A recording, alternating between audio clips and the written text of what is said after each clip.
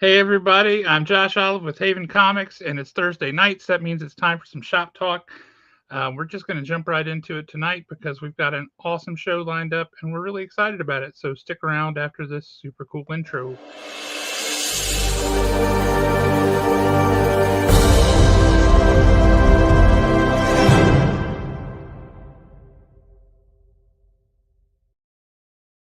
Once again, huge shout out to Nick Ellis of Two Brothers Comics for that really cool intro that makes us look cooler than we are. Um, Speaking of cool things, Alan, what's up, man? Look, I got to jump straight into the comments for just a second. To this one right here. Matt, after our critique of movies a couple of weeks ago, if you've got anything negative to say about the first two episodes of Daredevil, just get out now. Just leave. I don't need your views tonight. None of that. I was in a great place after episode 2. It brought center and balance to my inner child. So I'm not putting up with any of your negativity tonight, Matt. How did you feel about the first 5 minutes? Honestly, the first couple of minutes, it felt like I was watching a rom-com. Just like the way it started. But then once the fight broke out, it was like the second the fight broke out in the bar, when they made it into the bar, dude, I started getting nervous. I was like, ooh, what's fixing to happen? But what made it for me was when she refused to turn around because she thought it was Matt that hit the ground behind her. Oh, that was rough right there. And sorry, I guess I should have said spoiler alert, but Matt did not hit the ground. Yeah, Matt did not hit the ground. If he did, it would have been a very short season. It would have. Yeah. But man, we've got a special guest tonight, so let's just jump right to it because I'm very excited. This is somebody I've been wanting to talk to for a long time. Ever since I'd started noticing his name was all over books that I was enjoying. I'm like, what is up with this? I like everything this guy is doing. So let's just go ahead and bring him on. Everybody, this guy has written all your favorite characters: X-Men, Spider-Man, Miles Morales, Batman, everybody at DC, WildCATS. He's written tons of creator-owned properties. Uh, Four kids walk into a bank. What's the furthest place from here? And we're going to talk about one tonight that's coming out in just a couple of weeks. And don't worry, we did order up just to make sure you guys are all covered. And I would like to introduce Mr. Matthew Rosenberg. How's it going, sir? Oh, he gets applause. I think they should probably wait till they hear what I have to say before they clap for me. Well, they've already read so many of your books. I think it's okay. It's a lot of. It feels like a lot of pressure. Also, like I feel like now I have pressure to say something nice about the new season of Daredevil, but I haven't even watched it. So so good. I'm nervous. Yeah, it's the Punisher's in it, so I can say I'm excited about that. I will say one thing I like about the new season so far, it feels like it's got a little bit more money has been put into special effects and stuff, which I don't necessarily like. I really like the street level hits and bangs that felt more real of the first the seasons over at Netflix. But one thing I do like is that some of the Daredevil action sequences, he's finally got the Billy Club with so he's swinging around on things and he's coming up from behind and all this. And he's flying through the air in a way that is very consistent with the comics. Yeah. And that's really nice to see on screen in a way that doesn't look like some goofy CGI. Like, the gravity doesn't really affect me. I'm just swinging on this thing. That's been really cool. Sure.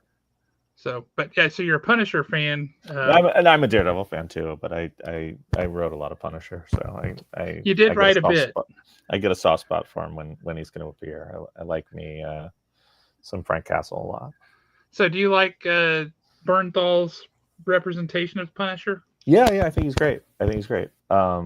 I've enjoyed every on-screen Punisher to some degree. I think they all have something that's really fun. A lot of them don't feel like they're a real translation of the book. And Bernthal feels like Bernthal feels like a Garth Ennis Punisher to me. He feels like that. Very a little young, but he's a Garth Ennis Punisher, and that's great. That's my favorite Punisher. So there was one storyline in the Punisher, and I cannot remember the exact name of it, but I know both of y'all are going to know what I'm talking about. But it was the basically the whole "Remember the Children" or something like "For the Children." You know, that it was like really dark issue. Bernthal would be the perfect Punisher to pull that storyline off. Yeah. Just the way that whole thing ended, and that I don't want to say too much because that was like an extremely graphic issue. Sure. And the YouTube censors would definitely not like that. But I think for me, what Bernthal does is he is all of the viciousness and the creativity and the single-minded focus of Punisher, but he also humanizes Punisher in a really interesting way. Sure. The story obviously helps him with that, but as an actor, I think he does a phenomenal job of you get to see behind the curtain, and it makes you really feel for him, which makes what he does more powerful. Yeah. I really like him as the Punisher.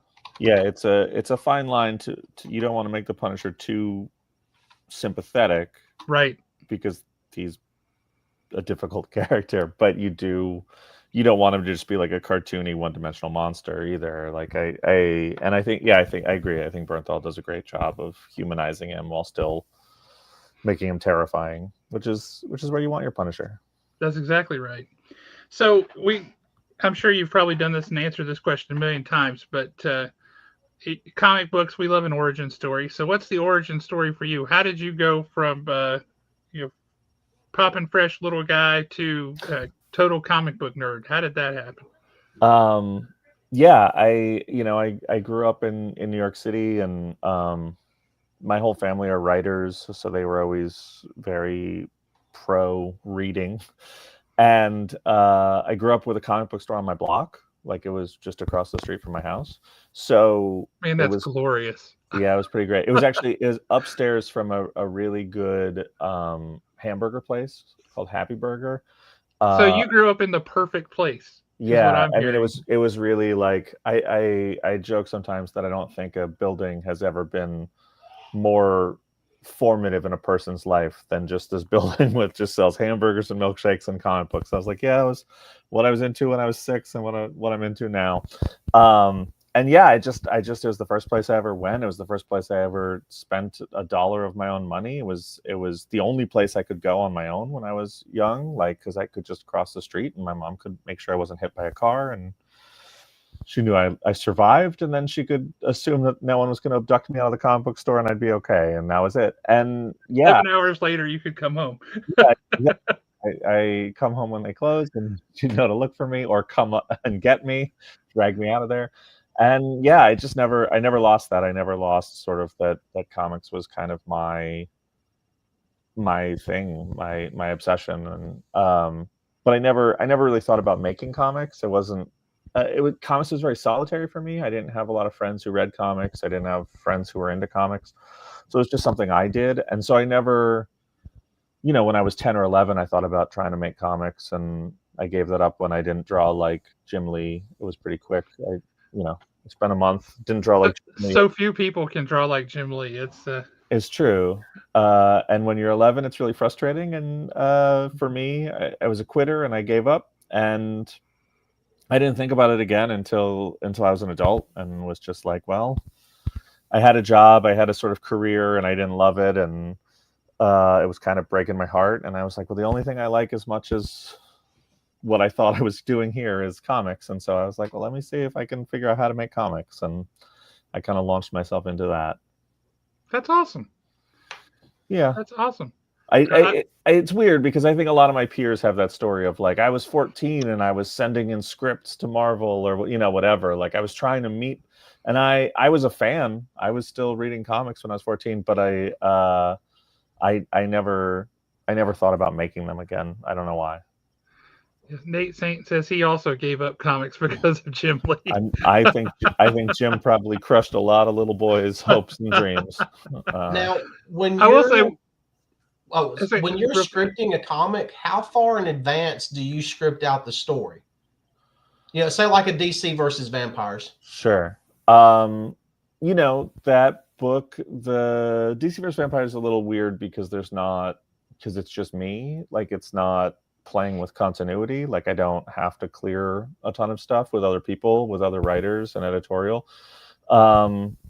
So, we plan for the new volume for World War V. I actually launched this. I said, I know what the end is. I know what issue 12 will be. And I gave them an outline for 1 through 6. And I said, this is 1 through 6, 7 through 11. We don't know. I had some points, but I didn't know what they were. And that was, before Otto started drawing. So I knew what the first 6 issues were. And then I knew what the 12th issue was. And then I had little moments where I would, say like, well, this has to happen. And this is something that would be fun. And there was a lot of question marks. And that's a funny one because my editors changed. My editor was Ben Abernathy, who was the executive editor at DC and the head of the Bat Office, and he left. So my new editor, Matt Levine, who's great, had a really terrifying moment when I turned in the issue 6 script, and he was like, I can't find what happens next. And I said, oh, yeah, we don't really know what happens next. And he freaked out, as he should, and was like, what do you mean? And I was like, we never figured it out, but we'll figure it out now. And I was like, give me a week. And I sent him a week. And I said, this is issue 7 through 12. And he was like, oh, this is awesome, and was very enthusiastic. So luckily that didn't all blow up in my face. But yeah, normally, like, I usually know what's going to happen like 6 months to a year out. So see, DC versus Vampires, the first volume, is the comic book that gave me the most heartburn of any comic book that I've read in a long time. And this is the bone that I've got to pick with you. All right, let's do it. So you literally were basically a waiter at my favorite restaurant. Sure. And you brought in like the biggest, most succulent piece of birthday cake that I could ever possibly imagine. The good buttercream icing and everything. Sure. Yeah, that's how. And that was Dick Grayson, Nightwing, Vampire King. Yeah. And you let me take one bite of it, and then you jerked it away and said, "Nope, that's enough." Yeah. He's got to go. That could have ran for like a good 10 to 15 years, as far as I'm concerned. That's fair. So that was the one bone that I had to pick with you. But fair. You did redeem yourself with making Batgirl the Vampire Queen. So Batgirl takes him down and takes the throne. I love Dick as the Vampire King, and that's actually that was actually a note when we started the book. The book has a funny origin because I wasn't the first writer on the book. James Tynion was going to write the book, and it was what he was going to write when he finished Batman. And then his Batman was a big hit, and they asked him to stick around, but they'd already greenlit this book. And so while he was writing Batman, they were like, "Okay, now you have to start writing vampires, like it's scheduled." And he said, "I can't do that. I'm doing Batman. That's like a full plate." And so they called me and said, "Do you want to step in?" Like me and James are very close, and he's a very good old friend of mine. And so, they knew we could work together, and we hang out a lot. So they asked if I wanted to step in, and I said, yeah. And James had like a 1-page document that was like the whole pitch for the book. I think it was just like a little over a page, maybe a little under a page. And I said, yeah, no, this is great. I get it. And there was a lot of stuff that I changed or tweaked, and there was a lot of stuff that wasn't in there because it's 1 page for 12 issues, and then it turned into 14 issues with 2 1-shots, and then it turned into 20 issues with a side book. But so it didn't cover a lot of things, but Dick being the Vampire King was his note. And I was like, oh yeah, that's too good. I love it.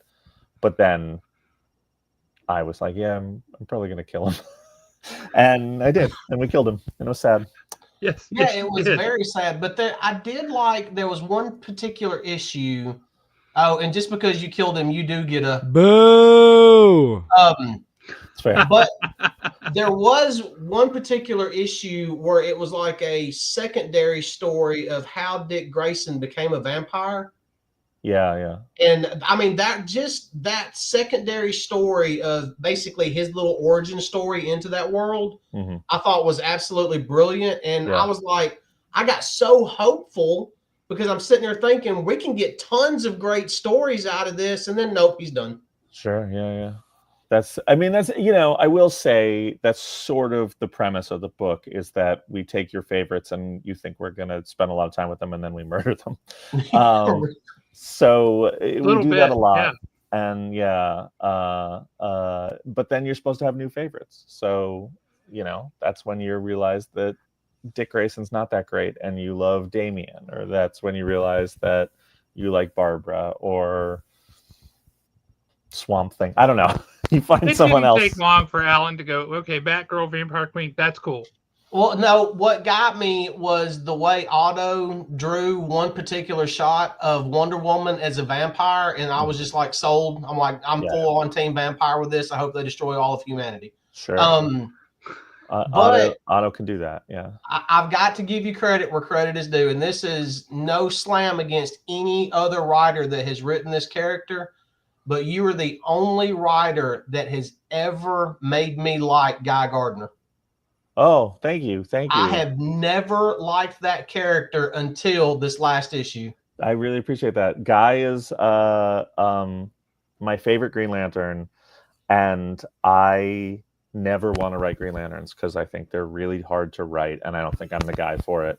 And so that's why Green Lantern fans are always like, why do you kill them so fast? And I was like, well, they're a problem in the vampire world. Like, they create light, and so they would be very dangerous.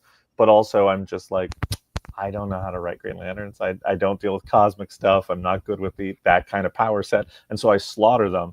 But I always had Guy in my back pocket in case I found a good use. And then when I had this Alfred story for the one shot last month, I was like, oh, I can use Guy here. And I was really happy to do it because I finally felt like I had a good Green Lantern idea. I've never felt like I had a good Green Lantern idea before. They've asked me to do Green Lantern stuff, and I've always turned them down and said I don't know what to do with it. And I had one, and now I was like, well, did I squander it on a one shot? Should I have turned that into like a book and been like, here's my Green Lantern pitch? But I think so I appreciate that because I'm a Guy fan. So to have someone tell me that they appreciated my Guy feels good. Yeah, you didn't slaughter him, but you definitely mutilated him. Yeah, he has a bad time for sure, but he's not dead. He didn't have a good day in that issue. No, there's not a good. Yeah, look, if you live at the end of an issue of DC vs. Vampires, that's a win. You're not gonna have a good day for sure, but if you're alive, then you won. Well, see, now I'm going to read it with a new appreciation after you said that about if you survived at the end of it, you had a good day. Yeah, that's sort of our MO. No one is having a great day. No one is like, this was great today. It's a rough time.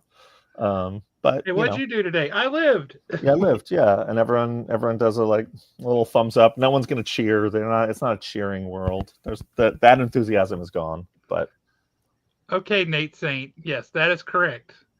That's because the only time Guy Gardner has ever been good, in my opinion, is in this book we just talked about. Yeah, I don't know. I love the Justice League International. I'm actually rereading Justice League International right now. Wow, I haven't read that since the 90s. Yeah, I haven't read it since I was really young, and I was like, you know what? I have these nice hardcovers. I'm just gonna do it, and I'm rereading it. And I forgot that they do the all that Manhunter stuff in the middle of it. That stuff's not collected, so it's just like totally confusing. And they're like, oh, these robots are showing up, and then they're like, we defeated the robots, and you never see any of that in the collection. I was like, this was the early days of collecting books, and this is not how it should be done. Crossovers are a little rough, but is World War V going to be the end of the series? Probably. It's see, now he's disappointed again. It's DC asked me a couple months ago if I would do more, and I said, I'll have done like 30 issues of it all in somewhere in there, 12, 24, 30, 33 issues, and some of them were oversized, so like 34, 35 issues of this. I was like, that's more time with vampires than I want to spend. And they were like, do you even have an idea for what more would be? And I said, yeah, if we were going to do more, it'd be this. And I shouldn't have done that. And nope. they got pretty excited.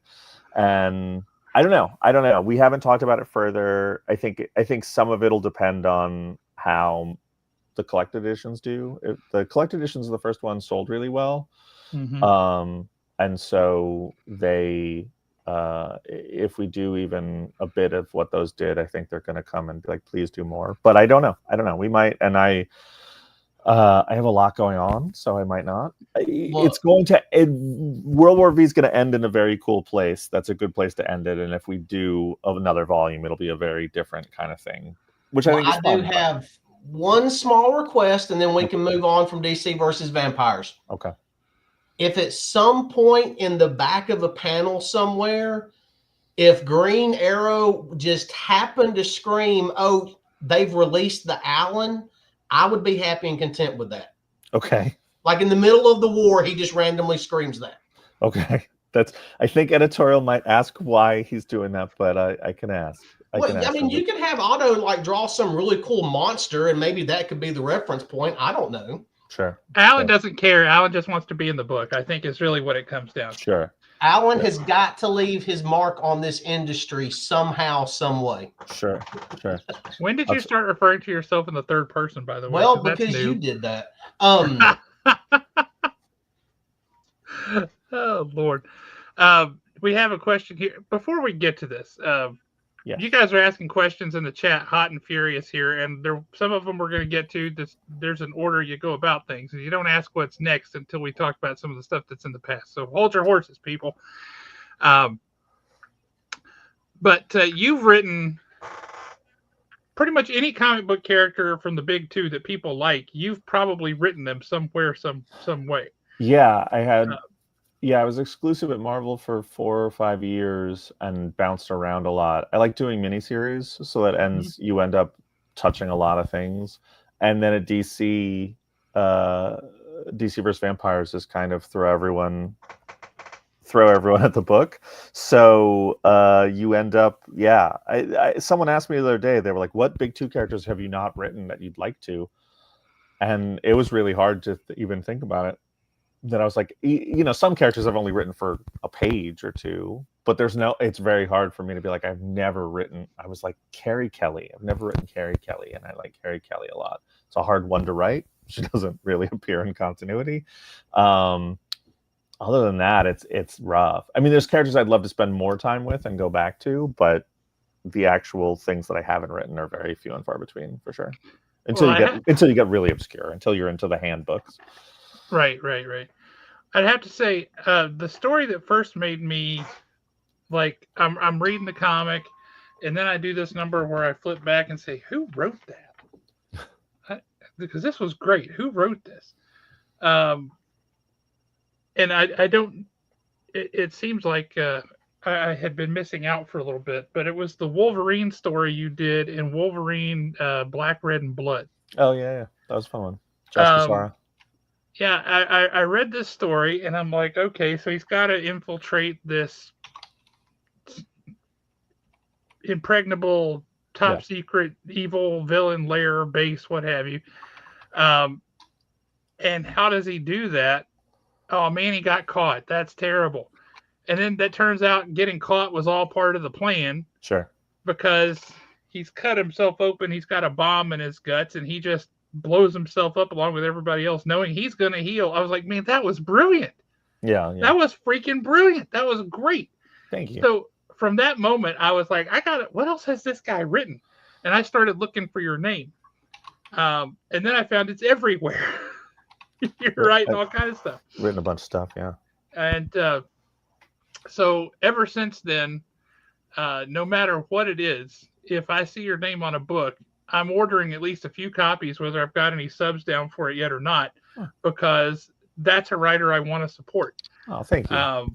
I preach this to our guys all the time. If there's a creator that you like their work, you have to support and buy the products. Otherwise, they can't afford to keep making the work that you like. Sure. They have to live. You have to support them. Yeah. So that's one of the things we preach to our folks all the time. Is if you like somebody's work, support it. Put your money behind it. I appreciate that. So I can tell you, every book you write, if you didn't see orders from anywhere else, you'd see at least a few orders from us because we're gonna support it. Well, that means a lot. If I didn't see orders from anywhere else, I probably would have to get a day job. But you'd be in trouble. Absolutely, yeah, it'd be rough. It'd be rough. We're a small shop in North Alabama, so we're not gonna pay your bills. But it's all right. Every shop counts. But if literally only one shop is like, this guy's okay, that's maybe a sign that it's time to, like, I could work in a donut shop. I could do other things. I got skills. Now, you did talk about being passionate about things, and it sounded like you did have a fallback in that you were passionate about hamburgers. Oh, and milkshakes and French fries. So yeah, I make a really good hamburger. I literally, if you put me in a kitchen, I can make you a really good hamburger. I can make a decent grilled cheese sandwich, and after that, it's like Frosted Flakes and down. What's your secret to a good hamburger? We like food on here as much as we like comedy. Well, there's a barbecue sauce that I really like that I mix in with the meat, that I import because I'm a lunatic. You don't do too much of it, but just enough, and you don't want it to burn because it's got sugar in it. And then I like a flat hamburger, but not like a smash burger, not a smash burger, but just like thin, loosely packed, so it's tender and soft. But I don't want it to like crisp like a smash. I like a smash burger, but that's not what I make. Yeah. Okay, so I know how my mind works, and I've got to ask this question. How many characters have you killed in your books while making a hamburger? I do. While you're making patties?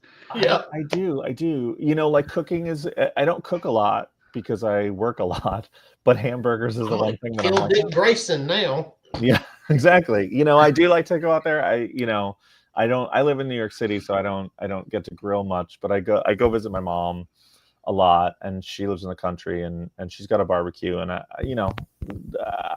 as much as I'm a city boy, there's nothing better than lighting up a barbecue and sitting by it and thinking. And yeah, a lot of people have died near that barbecue. That's very fair. Not Dick probably, but some of them died. Some of your favorites died by the barbecue. Definitely some X-Men died by the barbecue. Now, I got to go back and ask this. Do you like a little bit of a sweeter barbecue sauce, or are you there for the heat? Yeah. On a burger, sweeter. Yeah. Not super sweet, not like cloying, but like a little sweet. I like a barbecue sauce. It's called Diana sauce, and it's Canadian.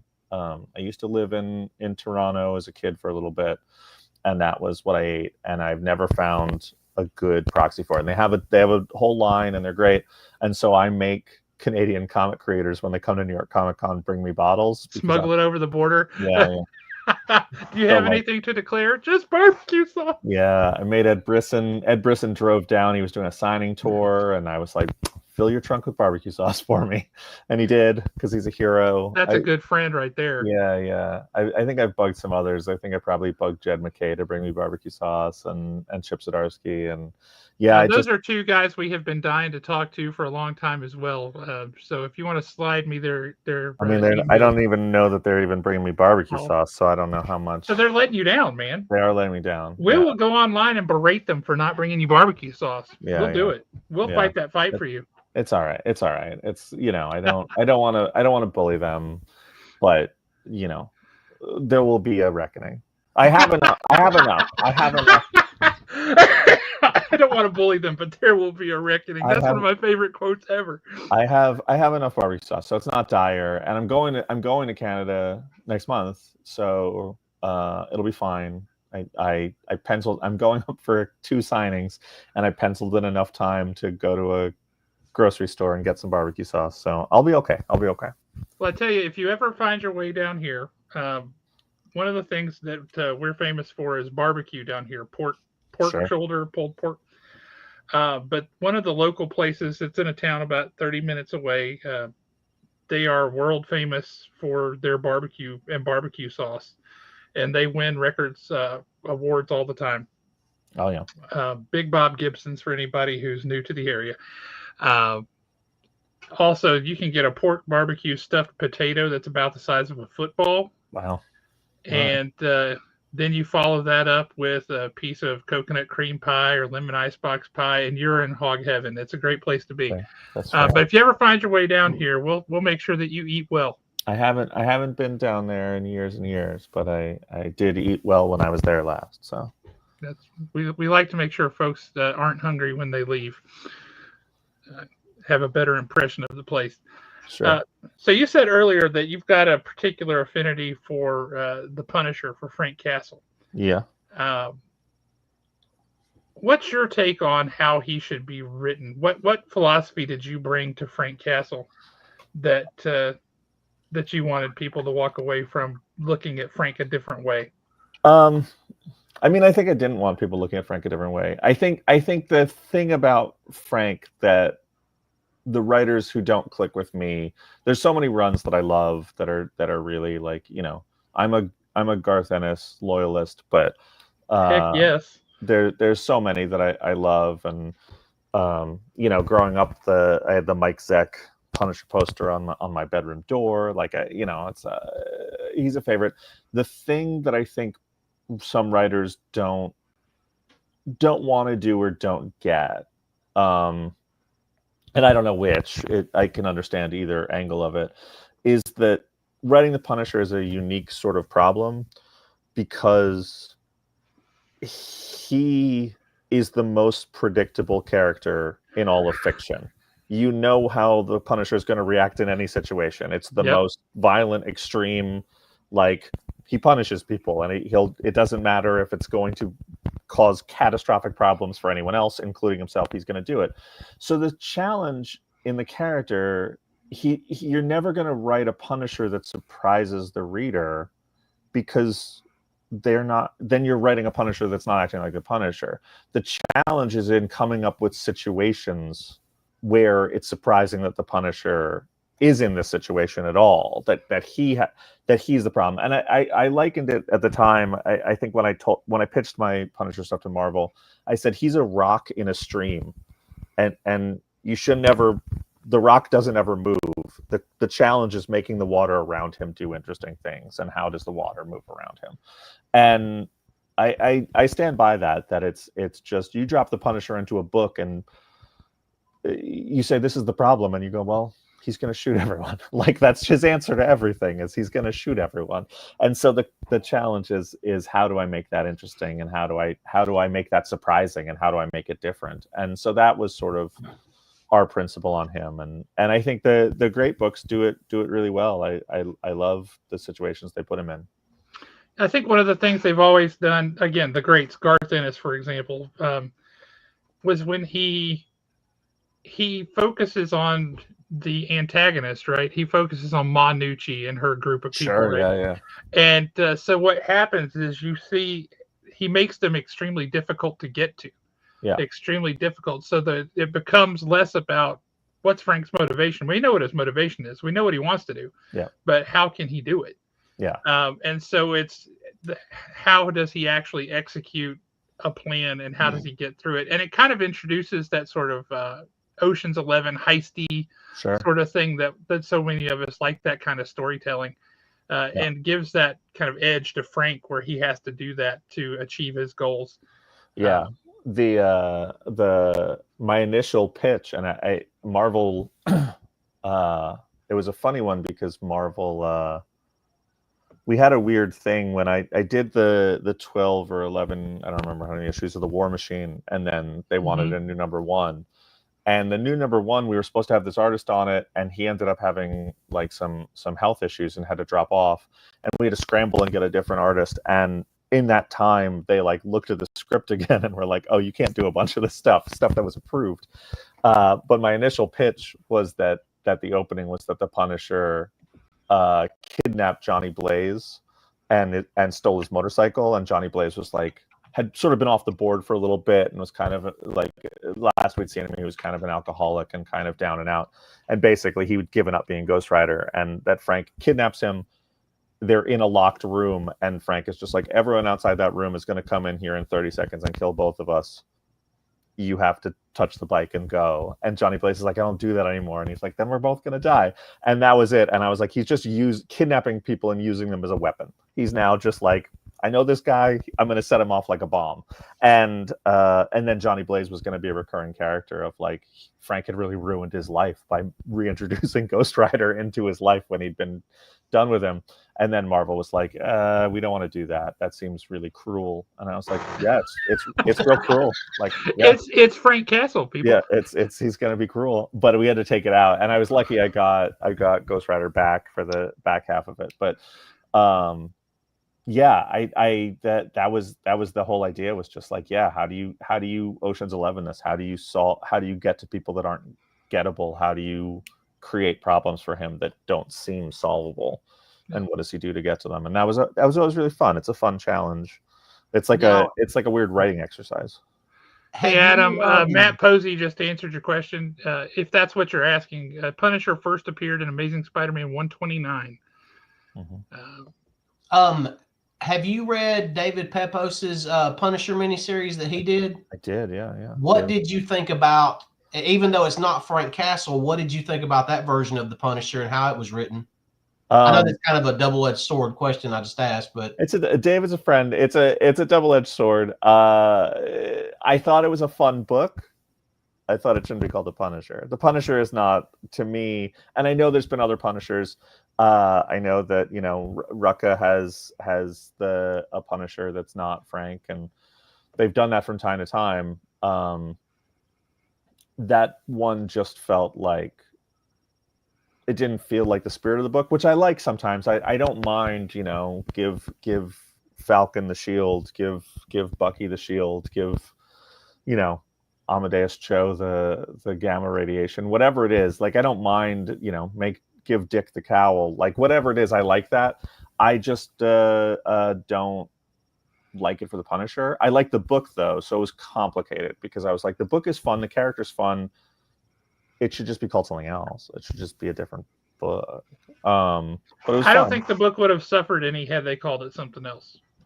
Yeah, because this whole Gravedigger of S.H.I.E.L.D., the armor that happens to have the look of the skull. Yeah. Okay, here's a neat number. They could have just called him Gravedigger, and they could have been fine. Yeah. It wouldn't have changed. I think Punisher fans don't want to see Frank Castle get replaced, particularly. So you're off to like, well, now the fans of this book aren't on board with this, and then people who don't like the Punisher aren't going to show up for a different Punisher. They're not like, they don't like the idea of the Punisher. So I was like, I don't know who this pleases. I don't know who this is for, because it's for people who hate the Punisher won't buy this, and people who love the Punisher are going to feel kind of alienated by it. So it's a complicated one, but then the book is really good, and you feel bad because I was like, David did a great job. Like, they did a great job on the book. It's really fun.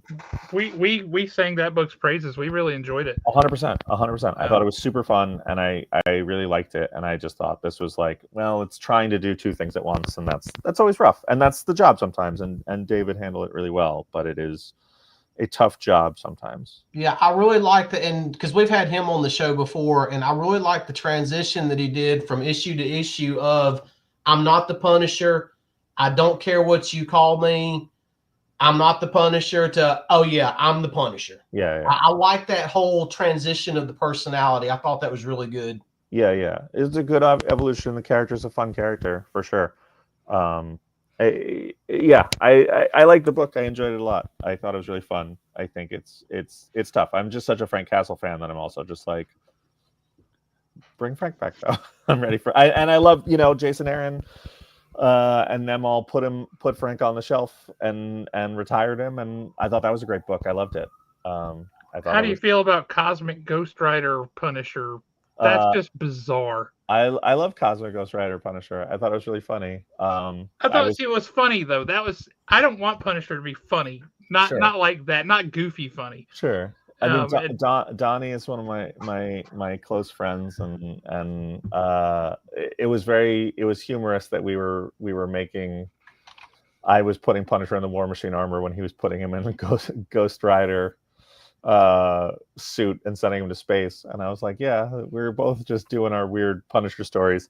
So that whole War Machine arc was so great. I loved how it went down that he got the armor.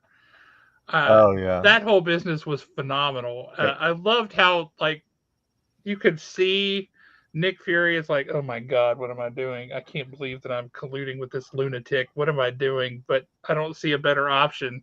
Yeah, All right, it's Frank. that was a fun one. I was just talking about this, that I had another arc that I was going to do on the Punisher. And my last arc was going to be Frank Castle versus Shield, and that's what I wanted, was that he was going after Fury. That like he'd taken down Hydra and was like, okay, now it's time to do the other side. Like, you guys do the same bad things that they do, but you do it in the name of good. But like, you're not good guys, and it's time to go.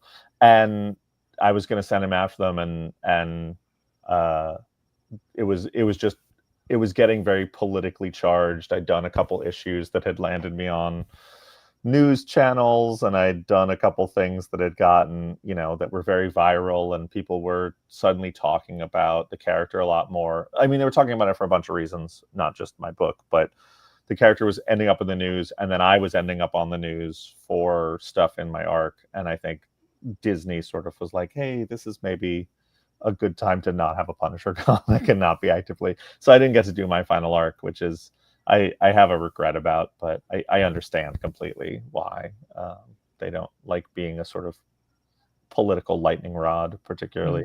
But now, solely from your point of view, I mean, I understand why Disney would want to kind of back off in a time like that. Sure. But to me, that seems like that's when you would literally just go full tilt into the Punisher, because controversy always sells.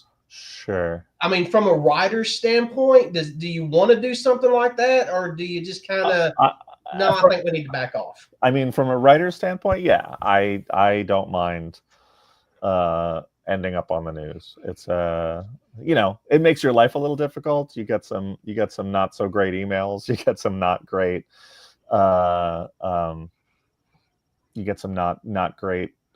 DMs on your Twitter and whatever, and you get some kind of sketchy people saying some pretty horrible things to you. But you have to have a thick skin to do this job, and I don't mind that. I like the controversy. I like it when people are talking, because usually it means you've done something interesting, and so I like that. I don't have shareholders. I don't have a theme park staff I have to support, so I understand that. I understand that when you're releasing a Little Mermaid movie, you don't want people also being like, hey, at the press conference, hey, what do you think about the Punisher and cops? That I understand why that gets complicated. The Punisher is a very small piece of a very large enterprise that anything that becomes politically volatile is not, corporations tend not to be super enthusiastic about, even corporations who try and sell things.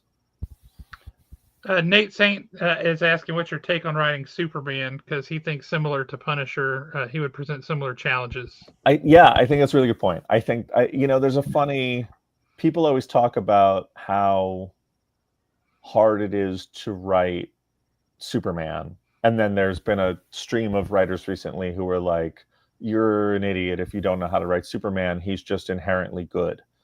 And I'm like, but that's really hard. Like, that's not human. Inherently good is not human. It's also boring. Well, sure, it can be boring. Right. Also, he is stronger than anything in the universe. So making things, I mean, like, he's literally a character that they had to invent a rock to be like, otherwise no one could beat this guy. Like, there's just this rock that beats him now. That's hard. But yeah, no, I think he's a morally pure character, and it makes him really hard to face. I obviously have a Superman thing I'd love to do someday.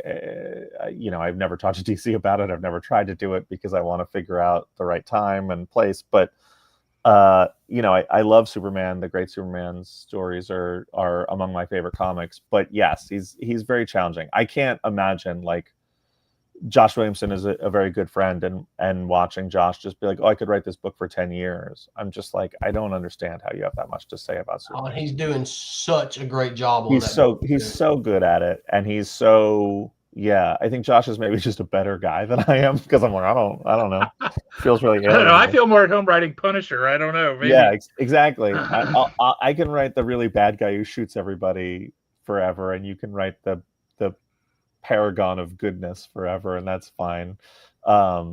But yeah, no, I love Josh's book and I love his take on it. But yeah, I think he's a really challenging character. I've only written him a few times, and it's always a thrill. It's like, you know, it's like, you know, he's the Michael Jordan of comics. You're like, oh, I got to see him play. Like I got to play with Superman is one of those once in a lifetime things. But he's tough for sure. Superman's always one of those characters, like I like in small doses, but he's difficult for me. It's just too much one note when he's in large doses. Sure. I like Superman when they do like the World's Finest or Superman Batman. The pairing of Superman and Batman, for me, there's a light and a shadow. Sure. And when they come together is when you get something interesting, when they have their different takes of doing things. Yeah. And they go about it.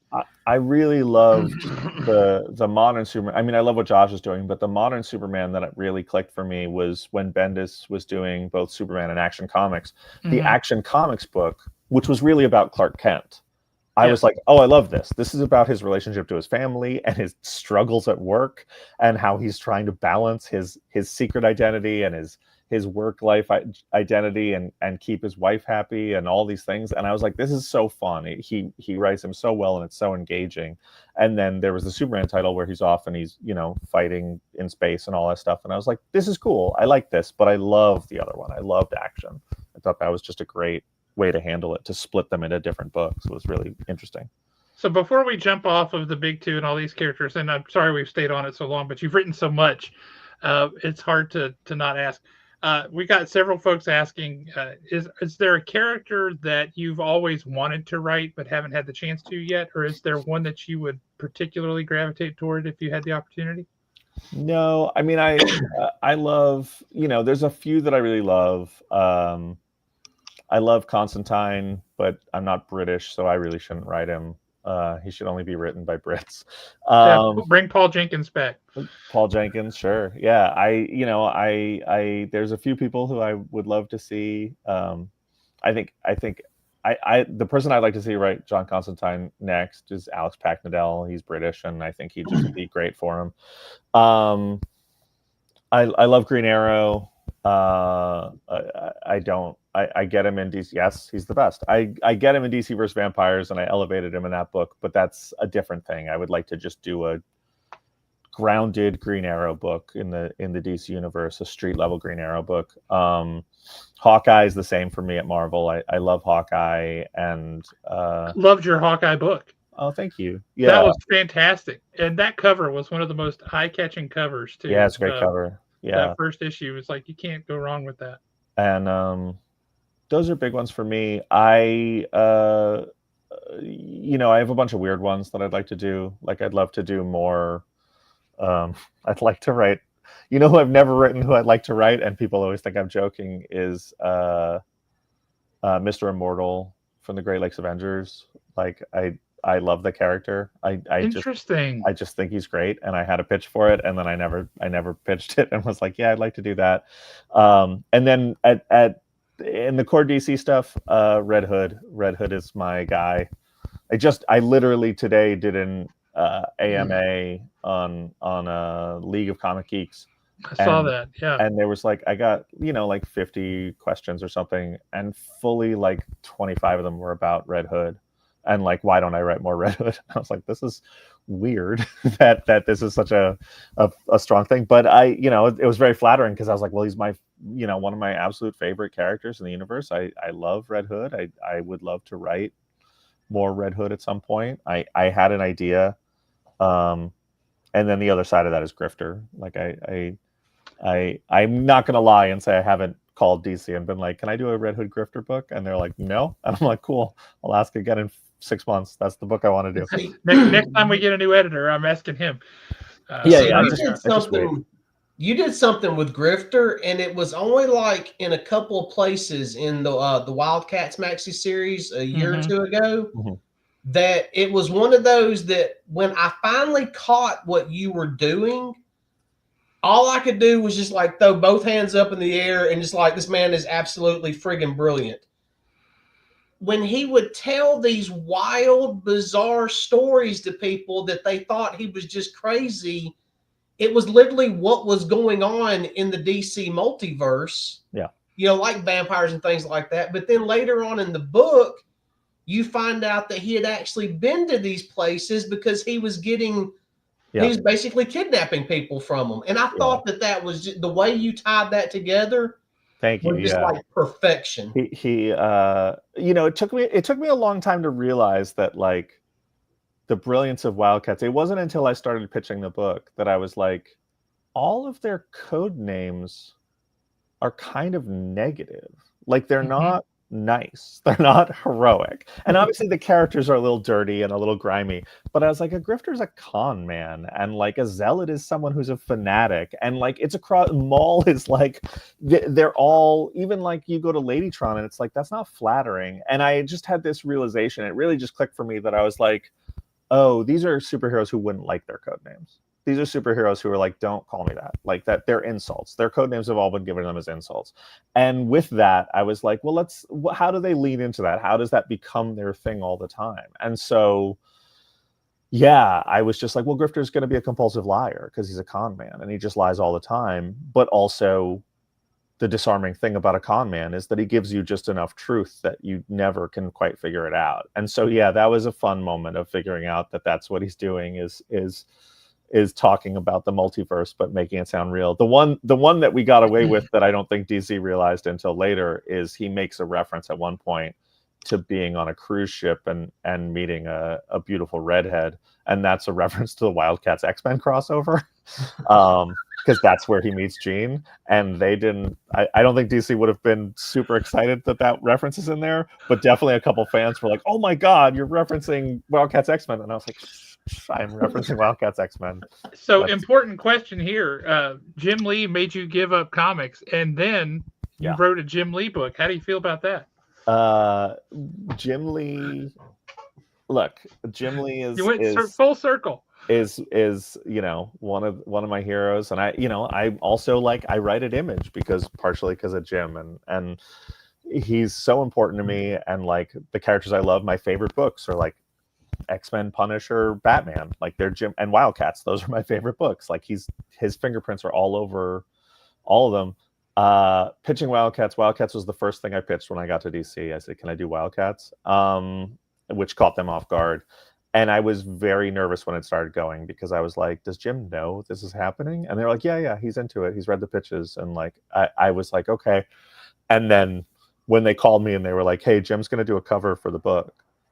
It literally is one of those moments where like, you have to sort of get up and go for a walk and be like, I can't believe this is my life. Like Jim is doing this. And actually the book was launching right after the Batman movie came out, and the Batman movie premiered in New York, and Jim invited me out to a cocktail party he was having before the premiere. Like we were going to, we had drinks at a hotel before we went, and he just said, like, thank you for everything you're doing, WildCATS. Like it's really exciting. And that was, I literally didn't know how to respond to that. It was such an honor and a great moment. He's great. He's you couldn't ask for a better face of comics than Jim Lee. He's just the most inspiring and brilliant person. One of the things we talked about at length was the brilliance of bringing Court of Owls into that. Sure. It's like, man, this is a great idea. Yeah. We had, if we went further, we had this big idea of what was going to end up happening and where they were going to go with that. But I was happy we got to do it in the book. Now, right, so go ahead, and then we're going to transition over to his creator-owned stuff. Yeah, I was about to say, speaking of Image. Yes. So we both got to read an advanced reader copy of We're Taking Everyone Down With Us. Yes. Could you tell everybody a little more about that book? Because it was one of those where the night that we actually talked about it, I didn't want to give any spoilers away. Sure. So... yeah, it's a spoilery book. Yeah. We're taking this comes out in just a couple of weeks, people. So if you have not signed up for it yet, there is still time. We ordered up. I appreciate that. March 26th, Image Comics. It's myself and Stefano Landini, who did some of the Punisher with me and actually did a Grifter story at DC with me. In the Wildstorm. Wait, no, that wasn't what it was in. It was in Batman Urban Legends, maybe we did a Grifter. Yes. We did a Grifter story. Yes, Yeah, we did a that's what it 10-page was. Grifter Yep. story. While we were working on this book, Stefano was like, "I want to do some DC stuff," and so I called DC and said, "Me and Stefano are going to do something. Is that cool?" And I think Stefano thought I was going to call and ask for Batman, and I asked for Grifter, and I think he was a little bummed, but that's you got ask anyone else and they'll ask for Batman, but I'm going to ask for Grifter every time. So yeah, We're Taking Everyone Down With Us is a new series. It's myself, Stefano, and it's set in a 1970s James Bond-esque world with sexy super spies and power-hungry villains. But our story's about Annalise, who is the 13-year-old daughter of the world's greatest mad scientist, and she's been raised on an island in seclusion with her father and his army of sort of helper robots that he's built. And one day, everything in her life sort of gets upended, and she and one of the robots are going to go on an adventure together that is motivated by revenge or trying to find a new life for herself, a new normal life. And that's the book. That's the premise. So there is and it's been a couple weeks since I read it. Sure. But let's just say he is the super spy that was having relations with a lady in the book. Yeah. Alistair Rook, our spy, yeah. There is, when it's kind of showing his face, like different facial features, there is one particular panel that the second I saw it, the first thing that popped in my mind was, that's Burt Reynolds from Sharky's Machine. Sure. So was that intentional, or because I mean it was like kind of creepy how similar he looked in those scenes. So for legal reasons, no, he doesn't look like Burt Reynolds. I don't know what you're talking about. That's a weird thing to say. I just have a vivid imagination. I'm sorry. I don't know who Burt Reynolds is. I've never You're my favorite person, dude. I've never seen Cannonball Run. I'm not a big fan of Smokey and the Bandit. I don't know who that is. For other reasons, yes, the idea of Alistair Rook, who is our universe's James Bond, is that he is a sort of crasser. For a while, he was American, and I actually changed him. But for a while, it was, what if America had a James Bond in the early 70s? And if America had a James Bond in the early 70s, it would be Burt Reynolds. He'd be smoking and chewing tobacco, and like that. He wouldn't be drinking martinis. He'd be drinking out of a whiskey out of a flask. And so that was sort of the impetus. We eventually made him British, but he still has a mustache. That's all I'm going to say. He has a mustache. Well, I would like to show the pages on the screen, or show that panel that you're talking about. I don't think you can do that. Nope. It's kind of a grown-up panel, or a grown-up page, so I can't show that particular page. But I can show the awesome robots. Because I love the design on these guys. Yeah. I love the interaction with them. I like all the different color models. The robots are really fun. That was Stefano, when we started the book, Stefano's idea was, let's do a cool spy book about robots. And I was like, I don't know what that means, man. The book opens with this girl hiding in the woods from this obviously killer robot coming to kill her. And turns out she's literally just playing hide and seek with a whole bunch of robots, because that's the friends that she has. Yeah, that's all. Those are the only people there that she has to interact with, besides her dad, who is kind of Reed Richards-esque in like super smart and not real good at interacting with people, and he kind of comes across like he's ticked off at her for being a kid. Yeah. He's a brilliant man, a very flawed man, and a problematic father. Now, the way that I described it when we were trying to tell people about it, and please correct me if I'm wrong, but after reading that first issue, it really come across to me as this story could very possibly be a bad father getting a second chance to try to make amends and do it right, but his daughter is going to be hell-bent on revenge. Yeah, I think that's fair. That's fair. Okay. That's a very good read of it that I'm pleased to hear you say. It is, yes, it is about both sides. It's about parental regret for the life you've given your children, and it's about a child figuring out how much of my parents am I going to be and how much am I going to be my own person. And it's that balance in their struggle. And so, yeah, her father in a certain way figures very heavily in the book going forward. And the robots are an extension of him. And so they are sort of also kind of, they're modeled after him. And so they're kind of parental figures to her as well. And then she's her own sort of, she's a 13-year-old girl, but she's also, you know, a crazy intellect and been raised in very strange circumstances. And so she's a very intense character. I found it interesting that the dad like gets to discover his humanity after he's lost it. Mm-hmm. Like that's it. He has to have this change of circumstance to discover his humanity, and I thought that was a really interesting way of looking at it. It kind of gave me like old school Tin Man vibes, just a little bit. Sure. But with the more to stay in that same ballpark, but with the more melancholy aspects of the Scarecrow, right? Mm-hmm. There's this whole thing going on there, but it's a fascinating arc and really interesting.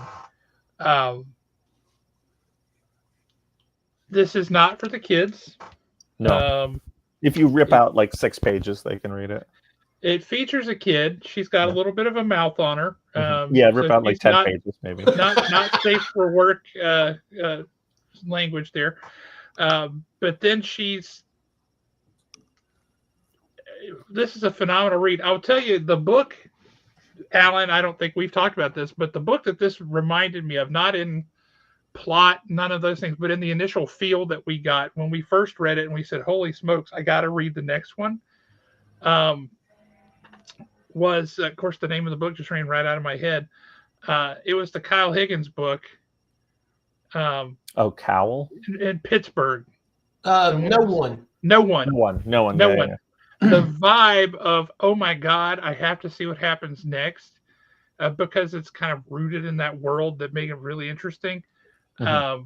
This feels very much like that to me. Well, thank you. Well, see, this is what Josh was talking about when we were backstage earlier. I was like immediately mad because I did not have the next issue. Sure. Yes. And I'm like literally looking at my wife going, this is why I hate advanced reader copies. And my wife said, you don't talk to me like that. That's what Josh is for. Get the hell away from me. I don't know what you're talking about.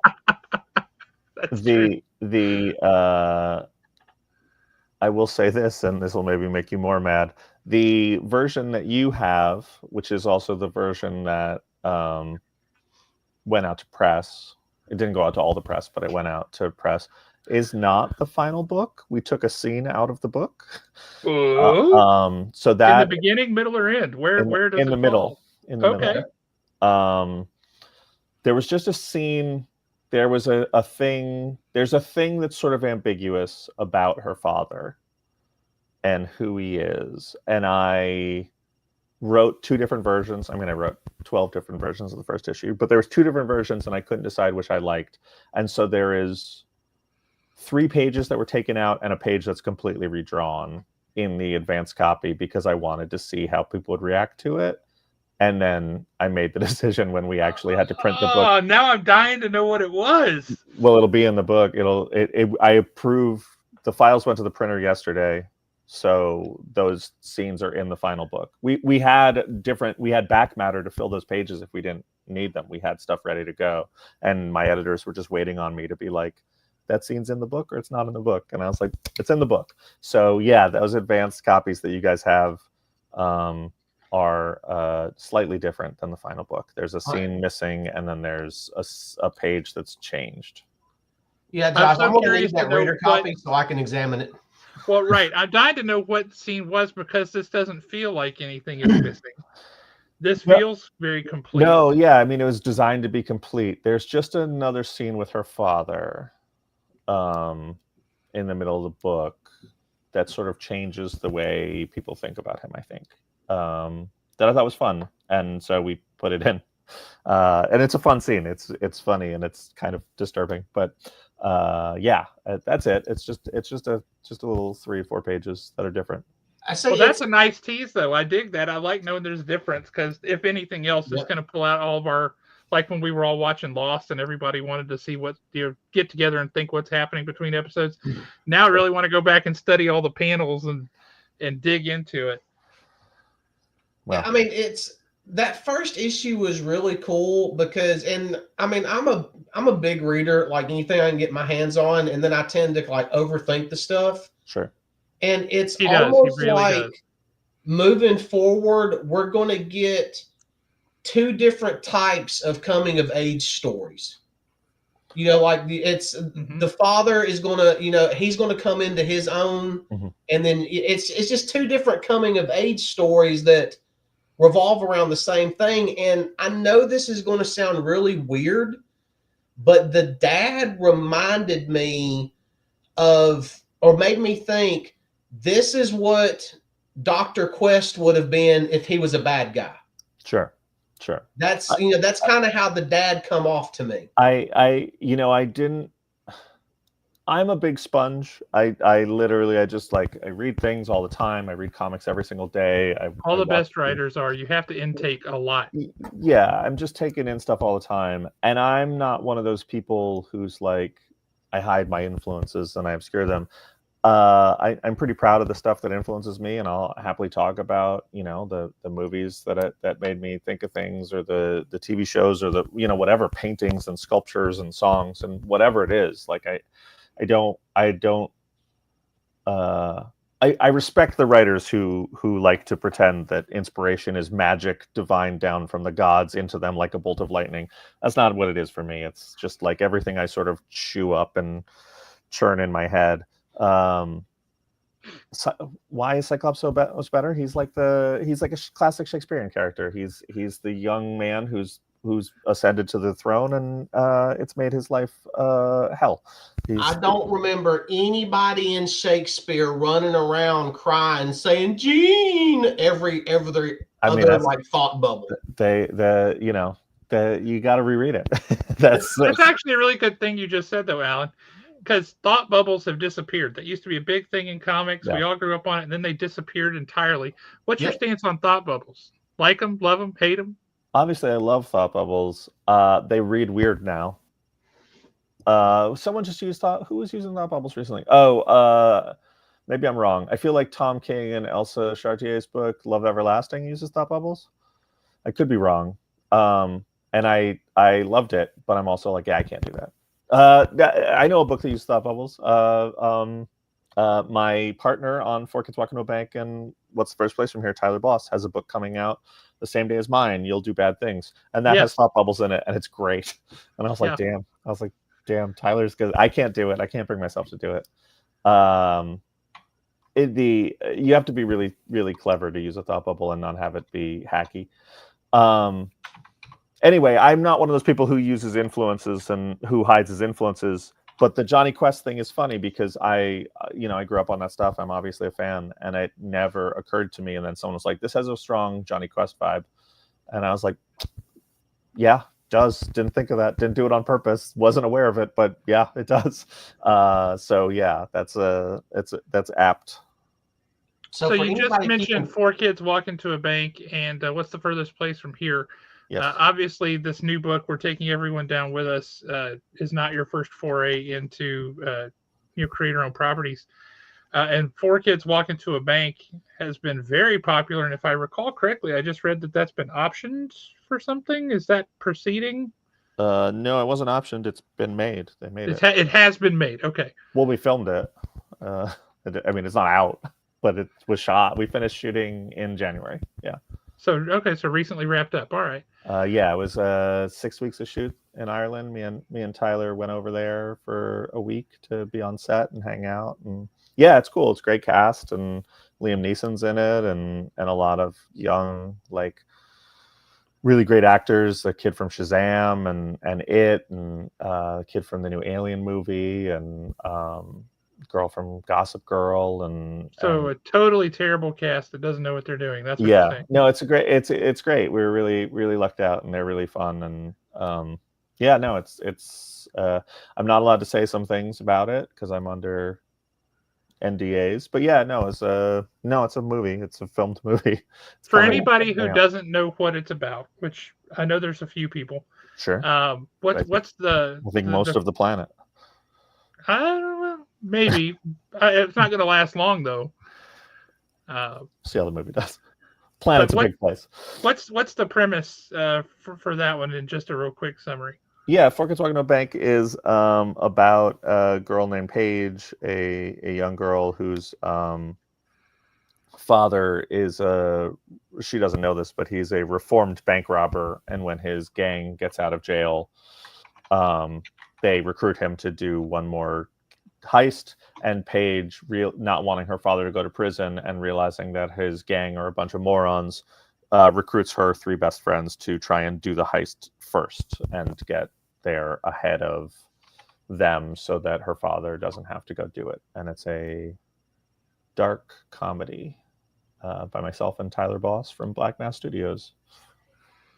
And then we've got What's the Furthest Place from Here, which I want to talk about for a couple of reasons. One, because it was awesome, but two, the music. Mm-hmm.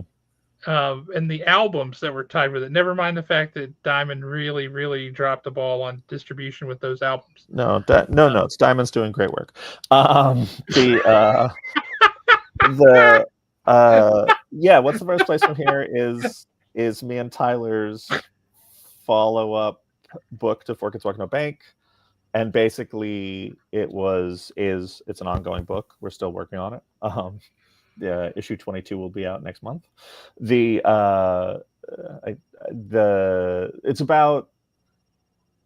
basically the opposite of Four Kids Walking to a Bank. That was by design. We wanted to do all the things.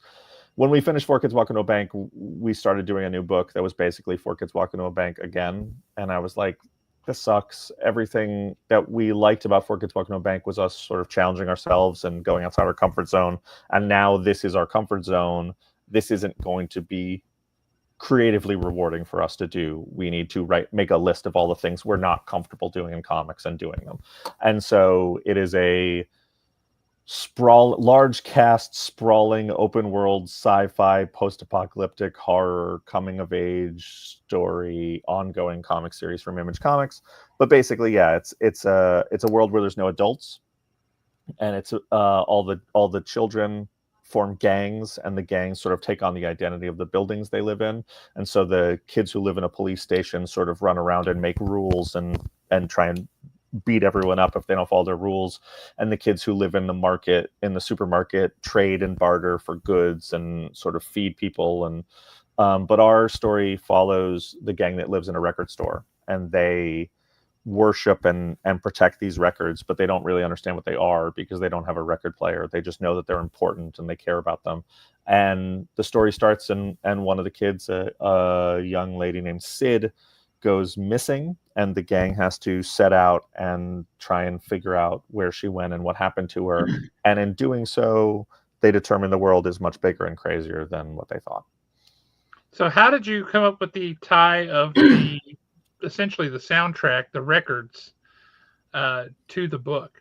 Yeah, I mean, I used to work in the music industry, and so making records is something I'm capable of doing and versed in. But when we wanted to do the book, I thought early on the idea that I really liked was, a world where I like the idea of you see these post-apocalyptic stories, your Mad Max or The Last of Us or whatever.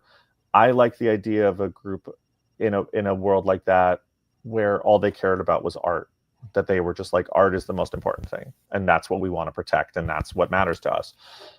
And it has a sort of coming of age angle to it, and I felt like that was really, when I was a kid, music and comics were sort of what defined me, and they were the most important thing in the world to me. Like, I didn't care about politics, and I didn't care about sports, and I didn't care about drugs or any of that stuff. I liked comics and music. So it didn't feel weird to me to be like, this is a group of kids who music is their whole world. Records are everything to them. That was me.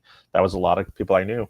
And so we didn't want to make it. We talked about what they could like. We talked about having them live in a bookstore or a comic book store, and that felt too like cutesy and on the nose. If it was like a comic about a comic book store, that felt like. The minute you said it, I could see it, and that was my exact reaction. So yeah. But you don't have that reaction with the music store. Yeah, it feels different. Like it feels different. And you know, I love comic book stores. Me and Tyler met in a comic book store. We worked in a comic book store together for years. So we have a lot of love for him. But it doing a comic about comics feels very different. This is a comic about records and music. And so, yeah, once we had that idea, I was like, you know, it'd be fun to try and do something that would get people into comic book stores who aren't normally there and discover them. And I think there's a huge crossover between record collectors and comic collectors. I think it's genetically a shared trait. There's so many things in common. You're collecting, whether you're collecting variant covers or different colored vinyl, people looking for the perfect edition, people digging for back issues or like crates buying of the records. Archival materials to protect them. 100%. It's the same. They're the same people. They're just in a different building. And so I wanted to make records, and you know, we brought it to Image, and they were like, "That's cool. We can put the comic in record stores." And I was like, "No, I want to put record collectors in comic book stores. I want to go the other way." And like, you know, I think it would come to the same thing, but I wanted to do it for comic book stores. Seemed like easier and more up my alley. And so we got a bunch of, you know, indie rock bands and punk rock bands and hardcore bands, and to record cover songs. We said, you know, the book takes place in an alternate world. It sort of ended at this time period. You can cover anything up to that time period and just record a cover and send it to us. And so all these bands did, and we were very lucky. And then the pandemic hit, and making records became pretty much impossible. And so we had delays. And once we had delays, the distribution system just broke.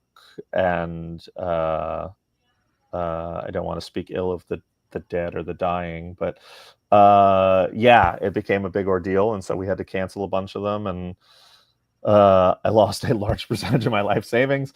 And we made some records, and they're cool, and they are out there and available, and you can hunt them down. The first 7 issues of the book each comes with a split 7-inch with a bunch of cool bands. If you like punk rock and indie rock, there's some bands that people are really excited about. And we still have several of the records up at the shop for anybody who's interested. Particularly, I think the ones for number 7. Number 7 is Julian Baker and Sharon Van Etten. Both of them are I believe both of them are Grammy winners. Yeah, we got those records 2 years after the book came out. Yeah, it turned out that Diamond had been sitting on them the whole time. They just hadn't sent them out. I was like, oh my god, I was so mad. Yep. Pretty great. Pretty great. Yeah, I'm very sorry to hear that. It kind it's of all right. screwed you over that way. That sucks. You try and, you know, and I felt bad because I didn't. Image was working so hard to make the situation work, and really busted their butts to try and make everything work. But also, we're business partners with Diamond, and didn't want us going out and saying like, Diamond is screwing you, because that's their business partner and they need them and all these things. So it was really hard to sort of communicate things, and we would ask Diamond to update people, and they just wouldn't do that. And so it was just very weird. Like, we would send them emails, and they just wouldn't. And it wasn't. Yeah, it was sort of a, you know, you take big swings, and sometimes you strike out, and that was a big strikeout for us in some regards. But a lot of the records got out there, and hopefully people will eventually pick them up and find them, because records don't have a set, you know, they don't expire. So right. Hopefully it's a cool item that people will keep discovering. And we actually have some big, we have hopefully some big Furthest Place news that, we have big Furthest Place news that hopefully we'll be able to announce before too long, that, you know, we'll get people maybe excited who never checked out the book to check it out. So, speaking of comics related to music stores and such, did you ever read it's kind of an anthology graphic novel called Deadbeats? I know I have it. I don't think I read it, but I have it. I have a lot of books I never read. Well, we all do, right? But it's an interesting one. It's kind of like the Twilight Zone set in a record store, a music store, Yeah, and there's a story behind every album in the place, every instrument in the place. yeah.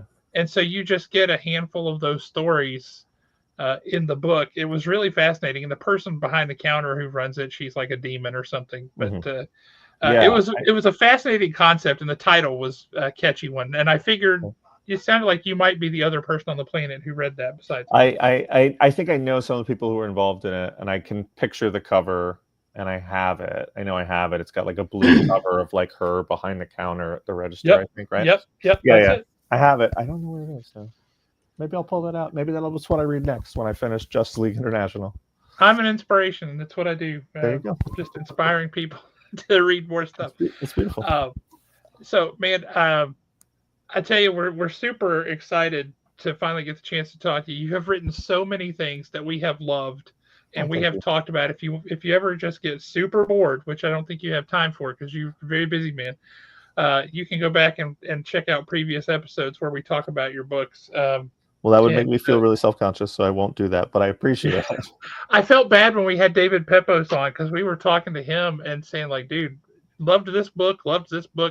And he just seemed like it was extremely embarrassing for him. Like, oh my God, I can't believe people are saying this stuff to me. Yeah, I get it. It's I'm bad at it. I'm like kind of a pretty shy dude, and so I used to be terrible. I used to go to conventions all the time, and I was absolutely awful at conventions. Like, I was the person you don't want to meet because people would be like, your book's cool, and I'd be like, no, it's not.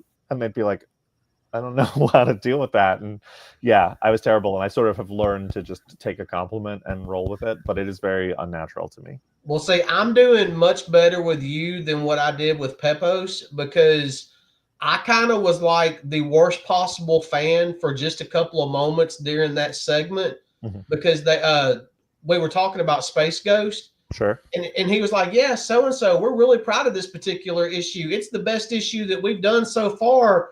And I pulled up a totally different issue and I said, no, you're both wrong. This is the best issue you've done so far. Well, there you go. See, I like that though. I like that. That's exciting to me. I'm always like fascinated by what connects with people, you know, because it's all at the end of the day, I'm kind of writing for an audience of one that's me. And then when it connects with other people, it's like a really beautiful thing because you're like, oh, that's someone who likes some of the same things or has some of the same interests. And it's always very flattering. And then, you know, every once in a while there's a book you write that you don't like. And when people connect with that, it's always a little bit painful. I definitely had a kid come up to my table at a con once and he was like, what's your favorite book you've ever written? And I was like, well, I can tell you what my least favorite is. And he was like, well, what's that? And I pointed to a specific comic and I was like, that. And he went, that's the only book of yours I've ever read. And I loved it. And he just turned and walked away. And I was like, oh, no. Oh, well, did that run wrong? Played that wrong. Okay, I got to know, what book is it? Edge of Venomverse #1. It's also one of the best-selling books I've ever written. It sold like 150,000 copies. I wrote it. It's a Laura Kinney becomes Venom multiverse book, and I had to write it. I was in Mexico City, and Marvel called me Friday at 5 p.m. and was like, "Do you want to write this comic?" And I was like, "Yes." I answered the phone in Mexico City, and they said, "We need it by Monday at 8 a.m." Yeah, that's what they said. They said, "We need it by Monday at 8 a.m." And I said, "Okay." I'm in Mexico at a convention for 10 hours a day, and then on vacation with my girlfriend for the other 4 hours that I'm awake, but I'll figure it out. And then they said, cool, we're going to send you a bunch of documentation about what the event is and what you need to set up. And then they didn't. And so I was just like, no. I have to guess what this is. And so I wrote an entire script in 40 hours guessing what it was. And then it came back and they were like, you didn't do all of these things. And they, I was like, I don't know what any of that is. You never sent me the documents. And they were like, oh. And so I had to like fix some things in dialogue. And the art is great. And there's some fun stuff in there. And I basically just got to reference NYX a bunch, which is a book that I loved a lot. But it was kind of a not. I think my feeling on the book is marred by my feeling of the experience of making the book. I don't That's think it's a legit. judgment on the book, but I had a very bad time. I didn't get to go enjoy being in Mexico for the first time in my life because I was in a hotel room while my girlfriend was out with Jenny Frison and who else was there? Jenny Frison was there, and Nick Spencer, and Kevin Eastman was there. My girlfriend would be texting me being like, I'm in a bar and Kevin Eastman just bought us all shots. And I'd be like, that's cool. I'm in my hotel room trying to figure out why. I'm in my hotel room wishing I could shoot myself. Thanks. Yeah, exactly. So I have a dark feeling about the book. I don't think it's personal I don't think it's about the work exactly, but I have to put this on the screen because it's the second time Nate's brought it up, but he really thinks that Teen Titans would be a good book for you. well, thank you. That's flattering. I do love the Teen Titans. If I never write a team book again for the rest of my life, I'll be happy. They're so hard. It's so hard. They have so much attitude. Yeah. So I would love it. You got to figure out which Teen Titans you want. Some of them are really not teens anymore. Mm-hmm. So it's complicated. And then there isn't like a good replacement for some of them. So I don't want to do I'd like to do Damian Wayne's Teen Titans. That would be fun. Like just the really screwed up. He gets the weirdest Teen Titans together. That's fun to me. That would be an interesting book, I have to say. Yeah. I just put it on the air. Someone's going to steal it. Someone's going to go do that. Nah, nobody watches it. Will we get? Do you have any plans in the future with Epitaphs of the Abyss anymore, or are you like completely done with that? No, I don't have any. That was funny. They asked me to do stuff, pitch them stuff, and I had just had a bunch of stuff laying around, and so I was like, "Yeah, here you go. Here's like 8 ideas," and they were like, "Cool, we'll take all of these." Like we liked all of them, and I was like, "Geez, no." I was like, "That's too much." Ain't nobody got time for that. Yeah, and I was like, "How about we do 2?" And I did 2 shorts, and it was super fun, and I got to work with Kano and Tyler Crook, who are beasts of artists, and it was awesome to see. And I really like what they're doing with those. I'm a classic EC fan. I love the old EC titles, and so it's like just an honor to be able to be like, I did some EC stuff. But I haven't followed up to do more because I've just been really busy. I think they probably would like it if I did. Maybe I'm jumping to conclusions. I think they would, and I think we would too. Now, we've enjoyed those books a lot. From a creative standpoint, going like Marvel, DC, Image, and then all of a sudden Epitaphs.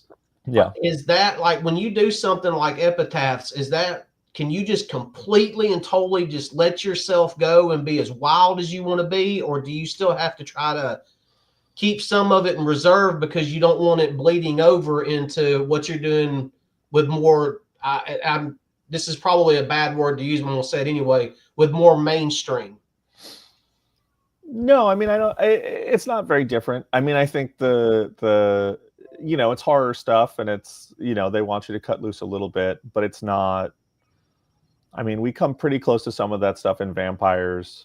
And then in my Image books, we do a lot of screwed up stuff. So no, I don't think it was really that different. I mean, it's just doing horror, which is horror is hard, and sort of horror is really hard in comics. And so an easy sort of out is to make it a little more gross than it is creepy, or, like make it creepy and gross instead of like scary, I guess is what I'm saying. And so there's a little bit of amping up the grossness and the creepiness factor, but no, it's not. It's not that different.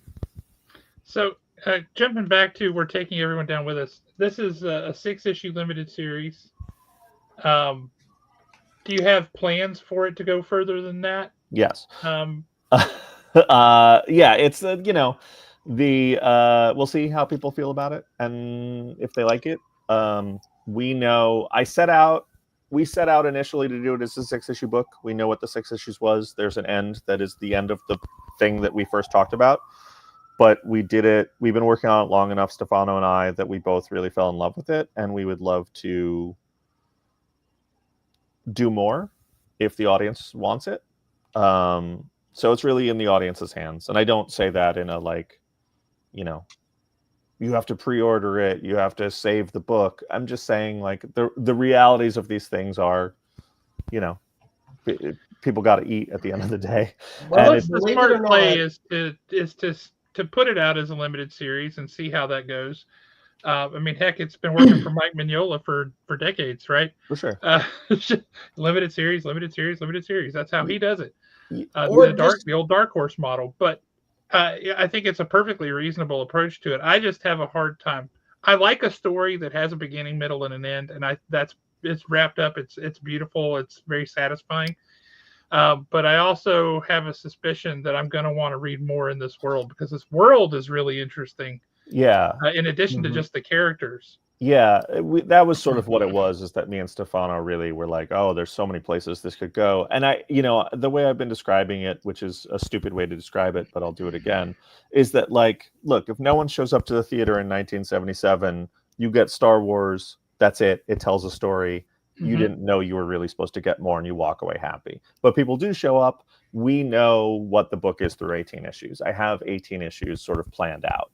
That's what I wanted to hear. Nice. So yeah, it's if people show up and like it, and we get some reprints and the trade does well, I mean, we'll do it. We'll figure it out before the trade comes. But if it shows up and people are liking it, if everyone buys issue 1 and no one buys issue 2, then you're going to get a nice 6-issue series, and that was the story we set out to tell. If people are buying issue 2, then yeah, you'll probably get a second volume and a third volume. Well, when we get done here, go ahead and call Image and tell them that based off the first issue, Alan has already authorized a second arc. Wow. Okay. Believe it or not, and I've got Josh right here. He can testify to this. That has already worked once with Image Comics, and that is true. We're fixing to get the second arc of Dead Romans. So, that's a good book. I like. God, that's such a great book, isn't it? Yeah, that's a fun one. Nick Marinkovich and Fred, they're brilliant. I love it. Very pretty book. Love those guys. Pretty book. Love those guys. Yeah, for sure. Okay, I will call. Yeah, when we get off here, do I call or do you call? No, you call. Just call and say Alan authorized it. I don't think they answer when I pick up. Okay. They definitely don't answer when Alan calls. Yeah, they definitely don't answer when I call. It's like our congressman. Ain't nobody answering. I do have a question for you. And I know we're running late, and I know we've taken a lot of your time, and I really, really appreciate that, because you've been super fun to talk to. It's been fun. But one of the things that we decided, because we've talked to a fair number of creators over the years, and what we've discovered is they get asked the same questions a lot, right? Yeah. And so it's kind of like, God, do people not ever think of anything interesting to ask us? So we started asking questions, and this has yielded very interesting results. One of those questions I like to ask is, what is the weirdest experience you have ever had at a convention? Because there's some doozies that happen at conventions. There's not a single experience. There's a single convention that when, sometimes pros get together and they'll tell stories of a crazy convention, and you'll go around and be like, here's a crazy thing that happened. And I remember one night there was like 8 of us, and I kept telling stories, and everyone was like, Matt's got the craziest convention stories. And I had to be like, it's all the same convention. It's all one weekend in Texas. Some of it I probably shouldn't legally talk about, not for my own self. I didn't do anything wrong, but the police definitely showed up. Oh man, we gotta hear this.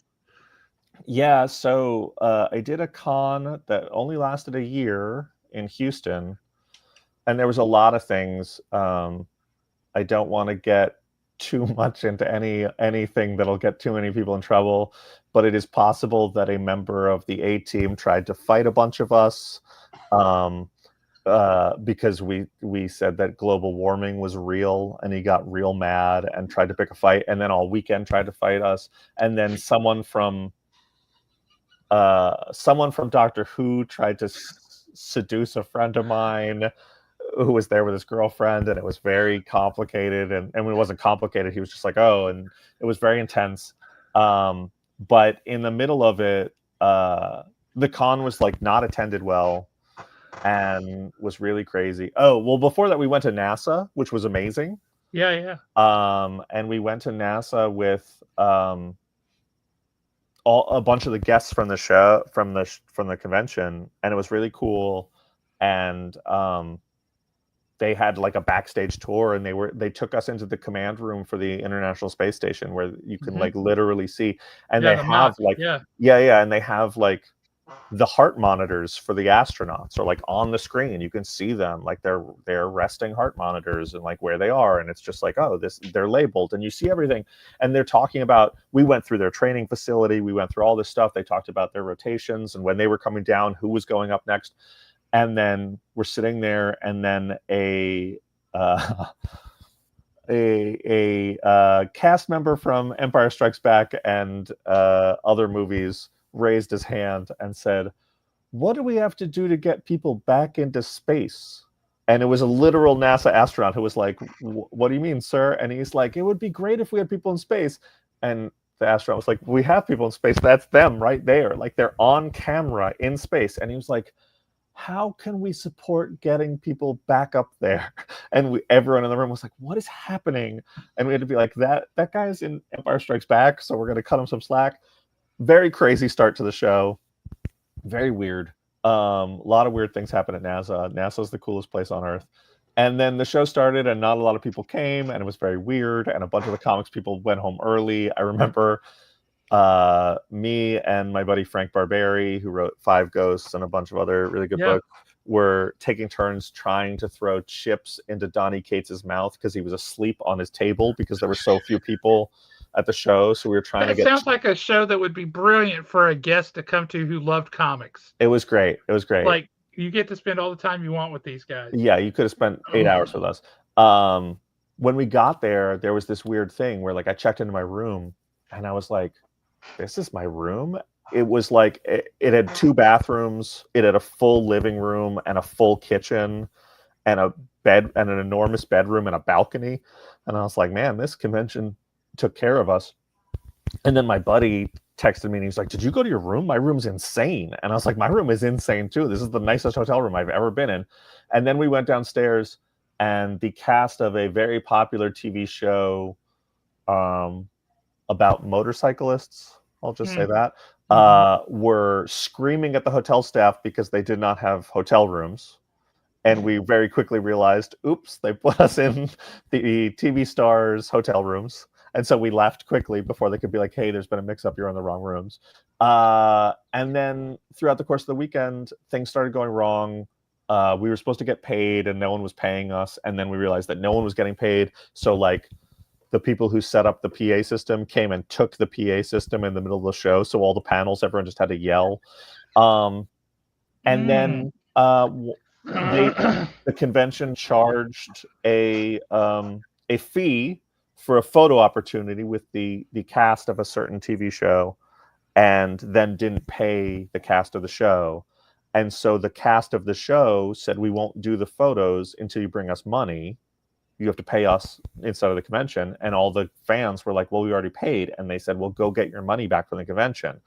And so the fans all went to the ticket booth to try and get their money back for paying for the photo ops, because it was hundreds or even thousands of dollars they paid. Yeah. And the ticket booth locked their doors, and so people started trying to break in. So the riot cops were called. And while this was happening, a cast member of a TV show chased the show organizer into the cash room, allegedly beat him up, allegedly stuffed $56,000 into a duffel bag, and then went and got in a car, went to the airport, and asked to be put on the first flight out. Didn't care where it was going. But the police coming to respond to the cash room being robbed couldn't get in because the riot cops were responding at the front gate to the crowd trying to break into the ticket booth to get their money back. And so in the middle of all this, a 19-year-old con organizer was like, "Hey, it's getting really bad. You can't go out the front door. The cops are here. We have to get you out of here now. How fast can you pack up?" And we were like, "I don't know, 10 minutes." And they were like, "Make it 5. There's a bus outside." And all of the comic creators had to run outside into a bus, and then we're like hurried away. And then in the morning when we left, they were like, "Your hotel rooms aren't paid for." And we were like, "Not us, bye." And we all left. And It's crazy. And if you look up the convention, you can find out more details because there are full police reports and news reports about it. But I don't want to necessarily. And what was the name of the convention? Space City Comic Con in Houston. So I have never ever. I've heard of some truly terrible shows. I have never heard of one This was that egregiously off at every single possible level. It was pretty amazing. It's pretty much the most fun I've ever had at a convention. It was just chaos. It was chaos at every turn. If you wrote that in a comic book, no one would believe it. No one would believe it. It was true chaos. Like, there were just movie stars drunk, like just angry, drunk in hotel lobbies. It was great. It was amazing. I loved it. And yeah, I think very fondly of it. There's a bunch of stuff that I can't say on air happened where we were just like, this is the craziest thing I've ever seen. Everyone I know who was there refers to it as the craziest weekend of their life. If you were to write all that into a comic book, I know you're going to sell at least 2 copies. I would definitely want to read that. That's the dream. Is Burt Reynolds in it? Burt Reynolds should be in it. There was no Burt Reynolds. And literally, when I Googled it, the second thing that popped up was Houston Space City Comic Con plagued with problems and fans unhappy. I mean, that's putting it delicately. It was plagued with violence and robbery and other things as well. But it's very fun. It may have been taken down, but whatever the Houston paper is, there's a Houston paper that ran an article about it. That maybe the Houston Chronicle or something. Yeah. The Chron. It's the Chronicle. Yeah. Well, I mean, that's literally what I'm on. Is the Chron? It's just Chron.com. Is who has it? That might be it. There's an article about something that happened, about the alleged robbery of. I mean, I hesitate to call it a robbery because it's money people were owed.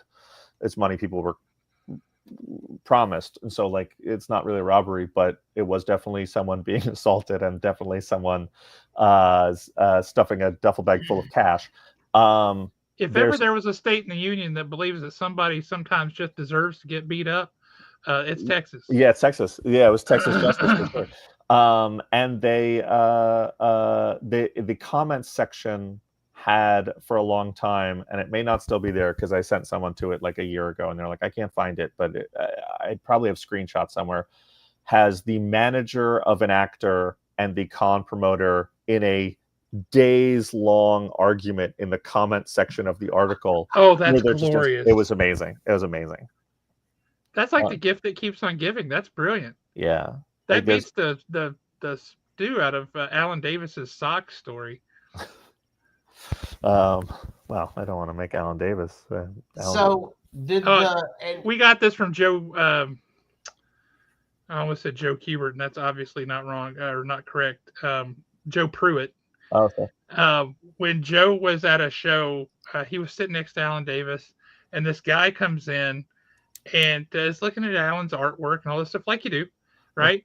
And then he says, I'll give you $50 for your socks. And Alan Davis is like, excuse me? I'm sorry, what? And Joe is like, did he just say your socks? And Alan's like, he just said my socks. Like, he wants $50. He'll give me $50 for my socks. And Alan's like, well, dude, you can buy another pair of socks for like $6. Yeah. That's a good deal. And Alan, he's like, I wanted to ask him, like, why do you want my socks? But I didn't want to know. You don't want to know, yeah. And he ended up only selling him one sock for $30. And I don't know why. I don't know why you would do that. Once you're doing it, once you're in, you might as well give them both. Like, what are you going to do with one sock? One sock gets you nothing, and whatever creepy thing he wants to do, he's going to do anyway. So you haven't prevented creepiness, and you've cut yourself, and you've given yourself no socks, and eventually, like, it was just bizarre. Yeah. But you're like, wow, that's a great story. But that's a heck of a convention to be at. Yeah, it was really fun. I think about it all the time. It was. Well, I kind of scanned that article. And based off of what you said and based off of what I read in the article, I think I might know who got their money at the end of the day. Sure. And I'm going to say that the Sons of Anarchy earned their name that weekend. There is, it's Pacific Rim's a good movie. Yeah, it's a lot of good stuff. Oh, that's fantastic. This has made me so happy. Yeah. He said that ruling England was not enough pulling the sword from the stone. He was headed to Houston to get his money. You got to get his money.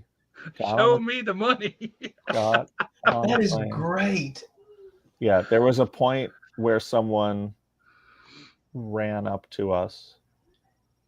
We were just sitting there and we knew something had gone wrong because they were locking doors. And we were like, why are they locking doors? They were like padlocking doors with us inside. And we were just like, oh, what is this? And like, you know, they were just kept making announcements being like, they didn't have a PA, so they had bullhorns. And they were just making announcements being like, can we get more people to this area? And like, it was just weird. It was like being in a place that was under siege. And then at some point, someone just ran into our alley and they were just like, Charlie Hunnam has fled.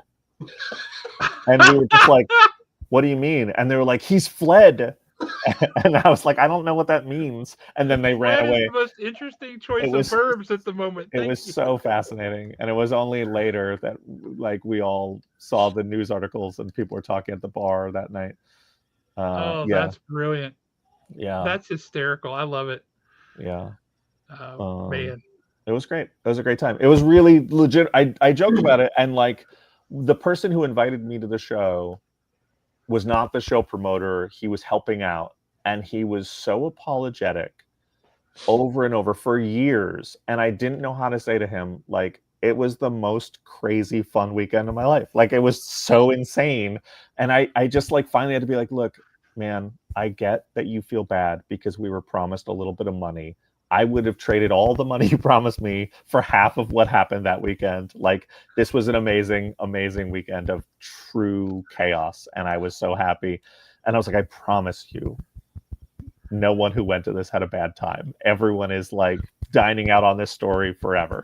So that's a dinner table story for decades right there. Yeah. That's brilliant. Yeah, it's the best. It's the best. Well, so that's my weird con story. Oh, it's a fantastic con story. I love it. Weirdest thing happened to you at a con was the con. The con itself was the weirdest con there's ever been. And see, you've already got the name for the comic book, One Weekend in Texas. You said it yourself. There you go. Yeah. It was great. I think that was I was going to say, I think that was the last time I was in Texas, but that's not true. I went to Dallas after that, and Dallas was very nice and fun. See, what had happened was I was at this convention in Texas. Oh my Lord, that's fantastic. Well, man, thank you so much for coming on and talking with us and for letting folks know about we're taking everyone down with us. Yeah. Believe me, not for the kids. Don't buy this for your kids, but phenomenal comic book. You're going to love it. We're going to have copies. We will put one in your box. We'll have them on the wall. Just let us know you want it, and that'll go in your box. If you don't let us know you want it, you're probably going to lose out because we're going to sell out, and you're going to feel bad about yourself. So, feel bad. Like I always say, and I said earlier, if you like the work that people are doing, you have to support it because you want them to keep making that work. So, buy this man's comics. He's written a ton of them, and they are really good, even Venomverse. Don't buy that one first, regardless of what he says. But yeah, it's great stuff. And if you like Marvel, he's got Marvel books. If you like DC, he's got those. If you like indies, he's got those. He's a man of all seasons. So yeah, let us know. We'll add this to your sub list. We'll pull this for you. You're getting in on the ground floor, and you're going to get pages we haven't read yet. So we're excited for that. I'm really curious about that. I will bring this back up to the shop tomorrow, Alan. So if you are able to swing by, we can dig through it and take a look and see where we think it is. Oh yeah, we got to break this thing down now. Yeah, we will too. We think about things way too much. But yeah, dude, really seriously, very much appreciate you coming on. Appreciate your support of comic shops in general. That's a phenomenal trait as a retailer that we really greatly appreciate. It makes our lives easier. It makes it easier for us to sell your books. So we thank you for that. Thank you guys for having me. I likewise, I couldn't do it if there weren't shops who were willing to take chances and support creators and support indie books. So thank you guys so much for letting me come on here and talk about whatever I just talked about.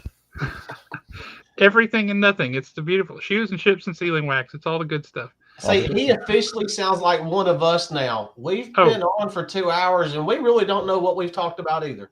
But we had a great time, and that's the important part. Doing it. Yeah, thank you so much for coming, everybody. We'll get back on with reviews of more comics next week. We've got some great ones to review. Hyde Street #4, Ultimates #10, Two-Face #4, Blade Forger #1. I got a bag of stuff to talk about for next week. Justice League. What's Blade Forger? I don't know what that is. That's a brand new book from Mad Cave. Okay.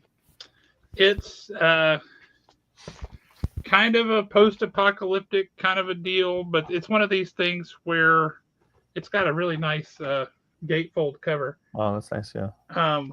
But it's one of these things where they've had to reestablish some kind of form of law and order and rulers and leadership. And it's the ability to make and wield a sword better than other people has really made what makes you into the leader. And it's kind of got an element of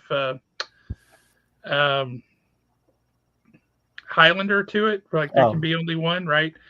So there's this inherent build up to tournaments and these big duels and fights and things that happen in it to get to who's going to be the actual leader here.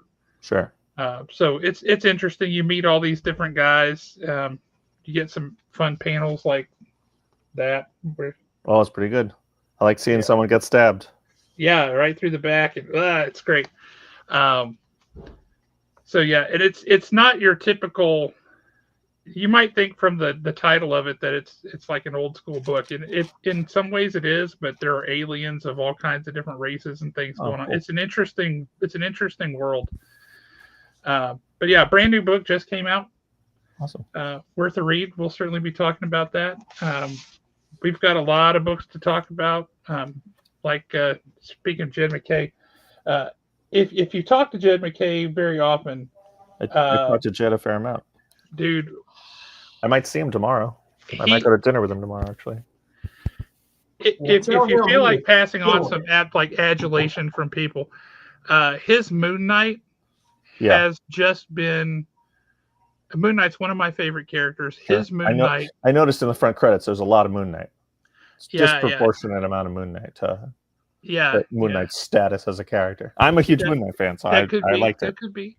But his Moon Knight is absolutely one of the best runs of the character ever. I mean, it's up there, and it is phenomenal, and I love it. I love what he's done with Avengers. I've loved everything that Jed MacKay has written. Sure. He's great.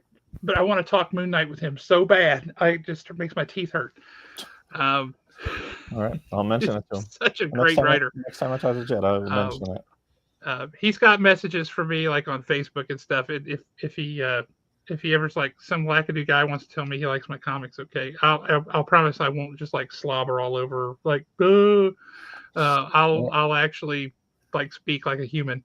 But yeah, we absolutely love his stuff. Phenomenal. And Alan's a big Moon Knight fan too. I would say one of my favorite moments in this, I say current series because it's essentially they've changed the name of it and started with new numbers, but it's been a continuous story this whole time, right? Yeah. Is the issue where these people were trying to hire Taskmaster to go after Moon Knight, and Taskmaster's like, "Wait, Moon Knight? No, I'm not doing that." Yeah.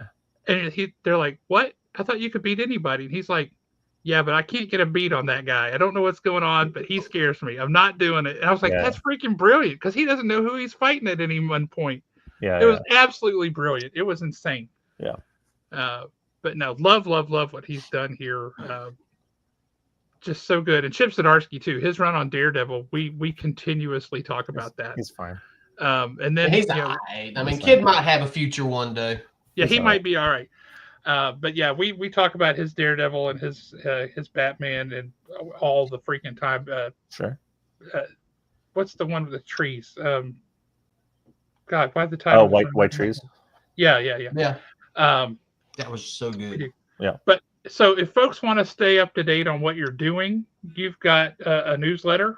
I do have a newsletter, yeah. A Substack that you send out. And the way that you have gone, by the way, because I can hear every single line of dialogue, as the name of each one you send out is a line of dialogue from Star Wars. Yeah. And they're just going in order. It's like It's you're going in quoting order. the whole movie as you go through, and it's absolutely freaking brilliant. Yeah. Because you hear it in the character's voice. It's great. Yeah. Every once in a while I get nervous because we do a podcast on there, and sometimes there's not flattering lines as the title for the email that week that's sending out the podcast. And I'm like, I have to tell my guest why I think literally the podcast last week, the title of the email was, "I'm not much of a storyteller." Yes. It's like, that's not great. But also I was the guest last week, so it was fine. But you can hear it in 3PO's voice, you can Sure. hear it in the different voice. It's brilliant. Well, really well done. Thank you. But if you guys want to keep up with what he's doing, you can find him there and subscribe, and it will just show up in your inbox. It's fantastic. Yeah. And I am officially just signed up for the newsletter. Well, there you go. Thank you. I appreciate it. We don't send out too many. We send out pretty much one a week. This week we did two, but normally it's one a week. So I'm going to do this right quick. I will post for everybody your link tree In the chat. in the chat, and it's got all the places to go and check it all out. Sure.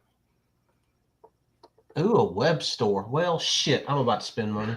I don't think there's anything you need in there. Oh, thank God we're after the 8 o'clock hour. That's hilarious. Oh, goodness. Well, thank you so very much, Matt. I know I've been saying this for 15 minutes. I'm serious. But thank you for coming on. We really appreciate it. No, thank you guys. This was great.